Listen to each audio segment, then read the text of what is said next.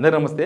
జూబ్లీహిల్స్ ఉప ఎన్నిక ప్రచారంలో రేవంత్ రెడ్డి పాల్గొనాలన్నా వద్దా? ఇది ఒక పెద్ద చర్చ జూబ్లీహిల్స్ కాన్స్టిట్యున్సీలో నడుస్తుంది, రాష్ట్ర వ్యాప్తంగా నడుస్తుంది, కాంగ్రెస్ పార్టీలో బాగా నడుస్తుంది. ఇది ఎందుకంటే ఆయన చూస్తే చాలు జనం ఊగిపోతారు. ఊగిపోవడం అంటే అదేదో పాజిటివ్గా కాదు, నెగిటివ్గా. ఆయన ముఖం చూస్తే పడే ఓట్లు కూడా పడవేమో, అనవసరంగా ఈయన ప్రచారం చేయిస్తే బదనాం అవుతామేమో, ఇంకా ఓట్లు మైనస్ అవుతాయేమో, ఈ రకమైన చర్చ నడుస్తుంది. ఈ మధ్యకాలంలో రేవంత్ రెడ్డి మళ్ళీ నిన్నమొన్న బయటకు వచ్చిండు. యాక్చువల్గా అప్పుడెప్పుడో అంబర్పేట బతుకమ్మ కుంట ప్రారంభించిన రోజు కనిపించి, తర్వాత పండుగలు పబ్బాలు సావులు అవి ఇవి చూసినాం మనం.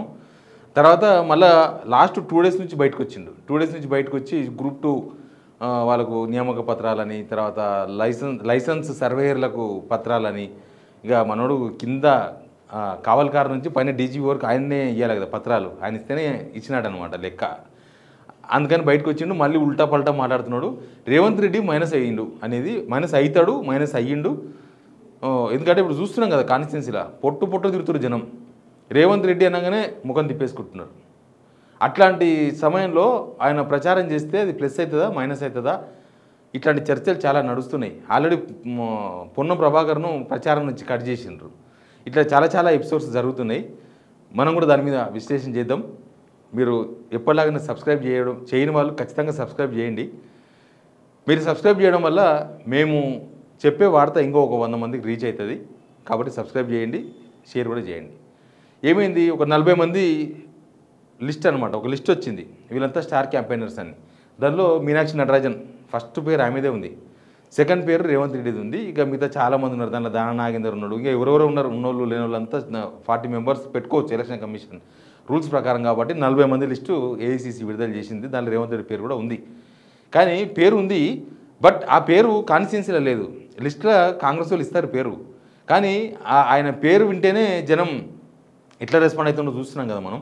ఎవరన్నా మైకి పెట్టి మీకు ఈ ప్రభుత్వం మీద మీ అభిప్రాయం ఏందనో, లేకపోతే ఈ ప్రభుత్వ పనితీరు మీద మీరు ఏం చెప్తారనో, లేకపోతే మీకు పలానా స్కీమ్ వచ్చిందా, ముసలోళ్ళు కలిస్తే మీకు 4,000 రూపాయలు పెన్షన్ వచ్చిందానో, లేకపోతే మహిళలు కలిసినప్పుడు 25,000 రూపాయలు వచ్చిందనో, లేకపోతే ఎవరైనా పేదోళ్ళు కలిసినప్పుడు మీకు ఏమైనా ఇంద్రమ్మ ఇల్లు లాంటిది వచ్చిందంటేనో, అసలు మామూలుగా ఊగిపోతలేరు.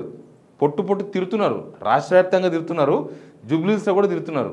జూబ్లీహిల్స్లో ఉండేది 2-3 రకాల జనమే ఉంటారు. ఒకటి high class people, elite people ఉంటారు. తర్వాత వీళ్ళు ఉంటారు, మాస్ పీపుల్ ఉంటారు. మిడిల్ క్లాస్ చాలా తక్కువ. అయితే ఎలైట్ పీపుల్ వాళ్ళు ఓట్లే వేయరు. అది జూబ్లీహిల్స్ కాన్స్టిట్యున్సీలో 4 లక్షల ఓట్లు ఉన్నాయి ఇప్పుడు దగ్గర. ఆ 4 లక్షల ఓట్లలో పోల్ అయ్యేది ఎప్పుడు 50% దాటదు. 2 లక్షల ఓట్లు కూడా దాటవు ఇప్పుడు కూడా.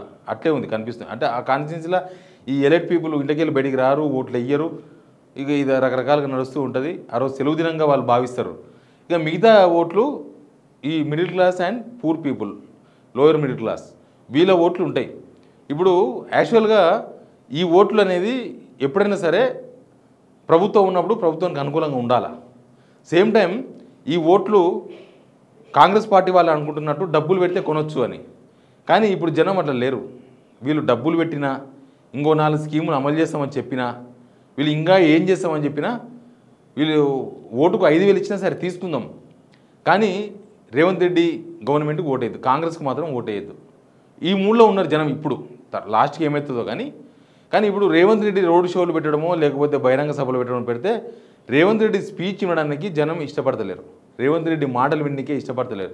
రేవంత్ రెడ్డి ఏం మాట్లాడతాడు, గవర్నమెంట్లో ఉన్న వాళ్ళు ఏం చెప్పాలి, యాక్చువల్గా మేము ఇన్ని స్కీమ్స్ తీసుకొచ్చినాం మీకోసం, ఇంకో ఇవన్నీ చేసినాం, జూబ్లీహిల్స్ కాన్స్టిట్యున్సీలో మేము ఇంత డెవలప్మెంట్ చేసినాం, ఇంకో పలానా రోడ్ వేసినాం, లేకపోతే పలానా ఫ్లైఓవర్ కట్టినాం, పలానా వాటర్ ట్యాంక్ కట్టినాం, పలానా నాలా కట్టినాం అని చెప్పాలి. యాజ్ యూజువల్గా ప్రభుత్వానికి ఉండే అవకాశం అదే, చూపించుకోవడానికి. ప్రతిపక్షానికి అట్లాంటి చూపించడానికి అవకాశం ఉండదు. వాళ్ళు బీఆర్ఎస్ వాళ్ళు అయితే గతంలో చేసిన అభివృద్ధి చెప్పుకుంటారు, ఈ ప్రభుత్వ ఫెయిల్యూర్ చెప్తారు. బీజేపీలో కొద్దిగా డిఫరెంట్గా ప్రచారం చేస్తున్నారు. వాళ్ళు కాంగ్రెస్ను పూల పాన్పుతో కొడుతున్నారు. కాంగ్రెస్ ఫెయిల్యూర్స్ చెప్పకుండా ఏదో ఎంఐఎం మీద మాట్లాడుతున్నారు. ఎంఐఎం మీద మాట్లాడితే హిందూ ఓట్లు పడతాయనే ఉద్దేశమో, లేకపోతే ఎంఐఎం ముస్లిం ఓట్లు కాంగ్రెస్కు వేయించాలన్న ఉద్దేశమో ఉండొచ్చు బహుశా. కాబట్టి వాళ్ళు ఎంఐఎం మీద మాట్లాడుతున్నారు. కాబట్టి పార్టీల వర్షన్స్ ఇట్లా ఉన్నాయి. కానీ ఇక్కడ అధికార పార్టీ మెయిన్గా రేవంత్ రెడ్డి స్టార్ క్యాంపెయినరే. కానీ ఈ స్టార్ క్యాంపెయినరు ప్లస్ అవుతుందా మైనస్ అవుతుందా? బీఆర్ఎస్ వాళ్ళు అయితే అనుకుంటున్నారు సింపుల్గా, రేవంత్ రెడ్డి ఎంత ప్రచారం చేస్తే అంత మంచిది. రేవంత్ రెడ్డి ముఖం చూస్తే చాలు జనం ఆ ఓటు ఖచ్చితంగా పడదు. రేవంత్ రెడ్డి ప్రచారం చేయాలని వాళ్ళు కోరుకుంటున్నారు. వాళ్ళు కోరుకుంటున్నట్టుగానే ఏఐసీసీ లిస్టులో ఆయన పేరే ఉంది, స్టార్ క్యాంపెయినర్గా ఉన్నాడు. ఇప్పటిదాకా ఆయన ప్రచారం చేయలేదు. రేపు నామినేషన్స్ విత్డ్రాల్స్ అన్నీ అయిపోయిన తర్వాత ప్రచారం ఊపందుకుంటుంది, ప్రచారం చేస్తారు. రేవంత్ రెడ్డి కూడా 2వ 3వ సభలో లేకపోతే రోడ్ షోసో ఏదో పెట్టి మొదలై ఆయన ఉండేది దగ్గర కాబట్టి ఈజీగా పోతారు. వాళ్ళ ఇల్లు ఉండేది కూడా జూబ్లీహిల్స్ కాన్స్టిట్యున్సీ. ఆయన ఓటు ఉండకపోవచ్చు, ఆయన ఓటు కొడంగల్ ఉండొచ్చు, కానీ ఆయన ప్రచారం చేస్తాడు. ఇప్పుడు ఆయన ప్రచారం చేయడమే ఒక పెద్ద క్వశ్చన్ కాంగ్రెస్కి. ఎందుకు మీకు అది తెలుసు. ఇప్పుడు ఆయన అక్కడనే కాదు, ఎక్కడ ప్రచారం చేసినా ఓటు పడే అవకాశం లేదు. ఆయన అధికారంలోకి వచ్చిన 4 నెలలకు వచ్చిన పార్లమెంట్ ఎలక్షన్స్లోనే ఆయన సిట్టింగ్ సీట్ గెలిపించుకోలేకపోయిండు. ఆయన సొంత నియోజకవర్గం ఉన్న మహబూబ్నగర్ పార్లమెంట్ గెలిపించుకోలేకపోయిండు. ఇట్లాంటి ఫెయిల్యూర్స్ ఆయన వెంటాడుతున్నాయి. అప్పటికే ఆయన మీద ముఖం కొట్టిన జనాలకి. లోక్సభ ఎలక్షన్స్ ఉన్నప్పటికే జస్ట్ 5-6 మంత్స్లోనే రేవంత్ రెడ్డి స్పీచ్ వినడానికి జనం ఇష్టపడలేదు. ఇంకా ఈ 22 మంత్స్లో రేవంత్ రెడ్డి కనిపిస్తే టీవీలు మార్చేతోళ్ళు చాలా మంది తెలంగాణలో జనం. ఆయన స్పీచ్ వినడం ఇది వేస్ట్ మాటలు మాట్లాడతాడు. ఈయన ఏం మాట్లాడతాడో ఆయనకి తెలియదు. ఈయన మొత్తం వల్గర్ లాంగ్వేజ్ మాట్లాడతాడు. ఒక ముఖ్యమంత్రి స్థాయి స్టాండర్డ్ లేడు, ఆ స్టాండర్డ్ లాంగ్వేజ్ని మెయింటైన్ చేస్తలేడు. ఎట్లా పడితే అట్లా పిచ్చోళ్ళగా ఇట్లాంటి చాలా చర్చలున్నాయి తెలంగాణలో. నిజంగా కూడా జూబ్లీహిల్స్లో అంతకన్నా తీవ్రంగా ఉంది. జూబ్లీహిల్స్లో ఎలైట్ పీపుల్ బయటకు వచ్చినా ఇప్పుడు కాంగ్రెస్ పార్టీ ఓడేసే పరిస్థితుల్లో లేరు వాళ్ళు. ఎలైట్ పీపుల్ అంటే బాగా డబ్బులు ఉన్నోళ్ళు వాళ్ళు వీళ్ళు. ఎందుకంటే ఈ హైడ్రా లాంటివి వాళ్ళను బాధ పెట్టినాయి, పూర్ పీపుల్ను కూడా ఇబ్బంది పెట్టినాయి.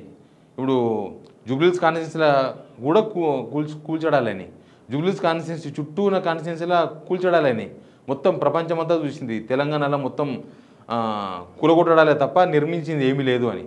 అట్లా రేవంత్ రెడ్డి మైనస్ అవుతాడు. అనవసరంగా ఈయన ప్రచారం చేయించడంతో పెద్ద 4 ఓట్లు పోవడమే తప్ప 4 ఓట్లు రాకడం అనేది ఈయన ముఖం చూస్తే పడవు. ఆయన మాట్లాడుకున్నా సరే ఉత్తమ మనిషిగా అనిపిస్తే చాలు ఓట్లు పోతాయి అని ఓ చర్చ నడుస్తుంది కాంగ్రెస్లో.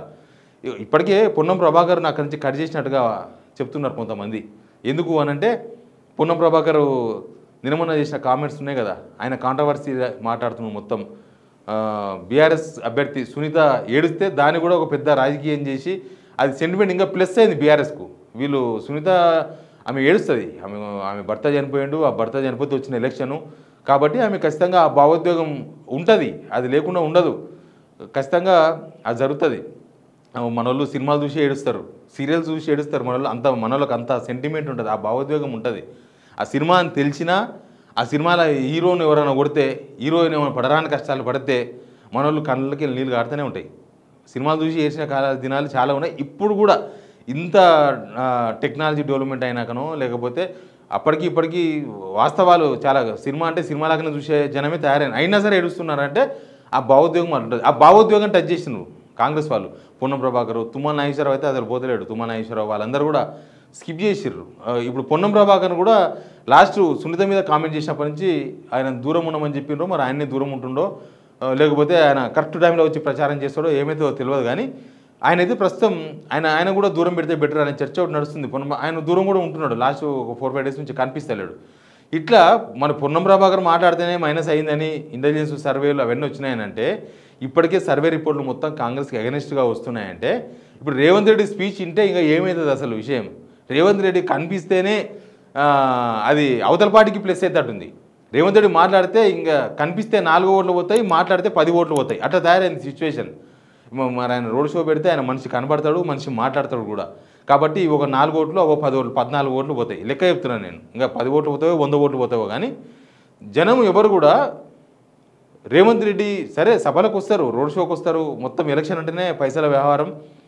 మొదలే అధికార పార్టీ 400 ఇచ్చే బదులు 500 ఇచ్చి తీసుకొస్తారు, 500 కాకపోతే 1000 రూపాయలు ఇచ్చి తీసుకొస్తారు. జనం కూడా ఎవరికైనా ఉంటుంది కదా, కొడతామంటే భయం ఉంటుంది, ఇస్తామంటే ఆశ ఉంటుంది. కాబట్టి కాంగ్రెస్ సభలు కూడా పోతారు. కానీ ఓట్లు వేసే కాడ రేవంత్ రెడ్డిని గుర్తు చేసుకుంటే చాలు, కథం, కేఎల్ కథం, టాటా బాయ్ బాయ్ అంతే. ఇంకా అట్లాంటి సిచ్యువేషన్లో రేవంత్ రెడ్డి స్టార్ క్యాంపెయినర్గా ఆయన ప్రచారం చేస్తాడా చెయ్యడం అనేది ఇప్పటిదాకా క్లారిటీ లేదు. నిజానికి కూడా ఆయన ప్రచారం స్టార్ క్యాంపెయినర్ ఉన్నంత మాత్రం ప్రచారం చేయాలన్నా వద్దా, తెరవెనుక ఉండి వ్యూహాలు రచించాలన్నా అంటే అట్లే ఉండతాడు కనిపిస్తలేదు. ఎందుకంటే వరుసగా 2 రోజులు బయటకు వచ్చి 3-4 సభల్లో పార్టిసిపేట్ చేసిండు. రాజీవ్ సద్భావన యాత్ర అని, లేకపోతే యాదవ సామాజిక వర్గ సదర్ పండుగలో పార్టిసిపేట్ చేసిండు. ఆయన స్పీచ్ ఎక్కడ కూడా ఏం మారలే, ఆయన బాడీ లాంగ్వేజ్ మారలేదు, ఆయన లాంగ్వేజ్ మారలేదు. ఆయన మైనసే అవుతుండే తప్ప ఆయన ప్లస్ అవుతాడు కాంగ్రెస్కు.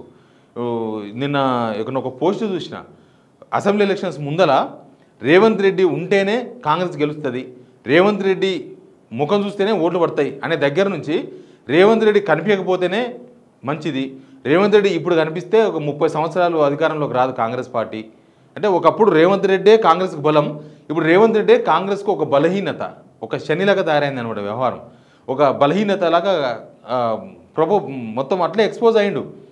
ఆయన వ్యవహారమే అది, ఎవరో ఎక్స్పోజ్ చేస్తే కాడు. ఆయన ఇంతకు ఆయననే ఒక ఫెయిల్యూర్ సీఎంగా, ఒక ఫెయిల్యూర్ పరిపాలన అధ్యక్షునిగా జనాలందరూ కూడా ఎస్టాబ్లిష్ అయిపోయింది. జనాల మెదళ్ళలో రేవంత్ రెడ్డి అంటే ఇది ఇంతే, రేవంత్ రెడ్డి కేసు ఎత్తిపోయిన కేసు అనేది మైండ్లలో ఎస్టాబ్లిష్ అయింది. కాబట్టి ఇప్పుడు రేవంత్ రెడ్డి ప్రచారం చేయాలన్నా వద్దా అనేది ఒక పెద్ద సంశయంగా కనిపిస్తుంది. ప్రతిపక్ష పార్టీలు మొత్తం రేవంత్ రెడ్డి ప్రచారం చేస్తేనే మంచిది, ఆయన ప్రచారం చేయాలి.